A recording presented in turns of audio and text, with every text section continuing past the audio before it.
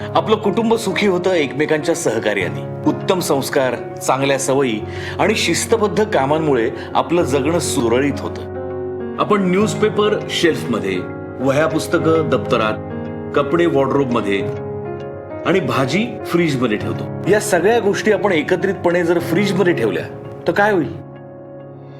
प्रत्येक गोष्टीची एक विशिष्ट जागा आहे. कचऱ्याच्या बाबतीत ही सवय का लावून घेत नाही? ओला कचरा, सुका कचरा, घातक कचरा एकत्र टाकल्यामुळे आपल्या शहराचं काय होईल? ओला, सुका आणि घातक कचऱ्याचं वर्गीकरण करूया. त्यामुळे आपल्यासाठी झटणाऱ्या हजारो हातांचे कष्ट वाचतील. आपली एक चांगली सवय शहर बदलवून टाकेल. शासन आपल्या सोबत आहेच, पण आपणही शहराच्या आरोग्य आणि सौंदर्यासाठी हातभार लावूया. चला करू नवी सुरुवात.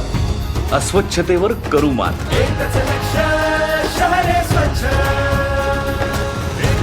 स्वच्छ महाराष्ट्र अभियान, नागरिक नगर विकास विभाग. रुजवू संस्कृती स्वच्छतेची.